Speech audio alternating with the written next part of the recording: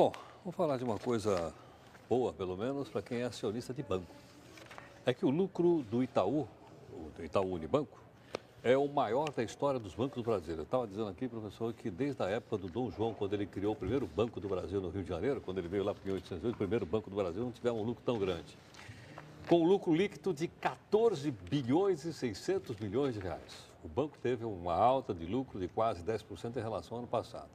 Na terceira colocação, entre os maiores lucros de bancos, ele ficou o Banco do Brasil com o resultado de 2010. Né? E nós estamos aqui, portanto, com o nosso convidado, nesse momento, professor de Economia da Escola de Administração e da Fundação Getúlio Vargas, que é o professor Evaldo Alves. Professor Evaldo, boa noite. Boa noite. Boa noite, professor. Professor Evaldo, explica uma coisa para o nosso telespectador e para o nosso internauta. Né? Como é que banco ganha tanto dinheiro? Em outros países do mundo ganha tanto quanto aqui? Na verdade, esse resultado decorre do quê? De um sistema bancário muito regulamentado. Então, isso faz com que o banco seja compelido a ficar nas suas atividades de financiar a produção, financiar o crédito pessoal, financiar a indústria, o comércio. E no Brasil não é permitido, por exemplo, se entrar em aventuras como aconteceu nos Estados Unidos, os derivativos. E como aconteceu na Europa.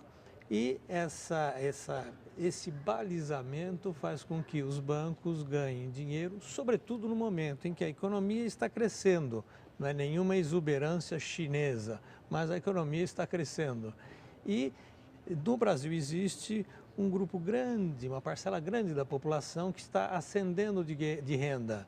Acabam buscando financiamento para consumir mais produtos, adquirir mais produtos. E, por outro lado, a própria produção acaba se utilizando também do crédito, o que aumenta o lucro dos bancos. Professor, por que em outros países, ou na maioria dos países, o lucro dos bancos é menor? Existe alguma regulamentação, algo que controle isso ou não? Não existe regulamentação a respeito. O que pode ocorrer, como foi o caso nos Estados Unidos, é falta de regulamentação no caso dos bancos de investimento. Nos Estados Unidos, o banco de varejo, o banco depositário, como eles chamam, esse sim é regulamentado. Mas os bancos de investimento não tinham regulamentação. Então, eles passaram muitos anos ganhando muito dinheiro, porque não tinha nenhuma regulamentação. Só que no momento em que aqueles clientes começaram a não dar load, dar o calote, aí a taxa de lucro lá caiu muito. E essa diminuição do lucro nos países do primeiro mundo, isso ainda vai permanecer por alguns anos. Eles vão pagar essa conta durante um longo tempo. E não é só o crédito pessoal, não é só a indústria. Na Europa, grande parte dos estados, grande parte dos países está altamente endividado e sem condições de pagar esses créditos. Acabamos de ver a notícia da Grécia. Lá esse caso é clamoroso a respeito da impossibilidade de pagamento dos seus financiamentos. Professor Evaldo, eu imagino que o lucro do banco é obtido, entre outras coisas, principalmente no spread bancário, não é? Que é a diferença do que o banco paga para eu deixar o dinheiro lá. Isso. E entre a hora que eu peço emprestado. Quer dizer, a hora que eu deixo o dinheiro lá, ele me paga pouquinho. A hora que eu vou pedir empréstimo, ele me cobra um juro alto. Então, essa diferença é chamada de spread, não é isso? Agora, por que o spread bancário é tão alto no Brasil? A origem disso está no alto endividamento do próprio setor público. Era uma forma de manter e circular e dar uma circulação aos títulos do governo. Isso no passado.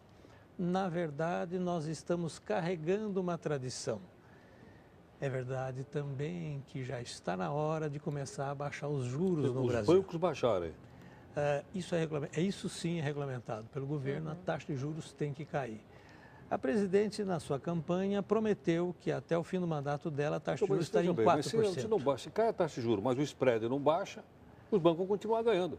Mas, de todo modo, se a taxa de juros baixa, o spread acaba tendo que baixar também, porque carrega junto com a taxa de juros o spread. Isso é um processo de longo prazo.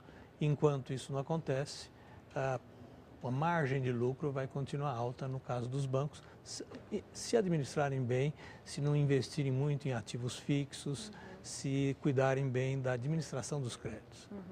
Professor, o lucro dos bancos se compara ao lucro de outros tipos de empresas? Bom, lucro numa economia de mercado, cada setor tem o seu padrão.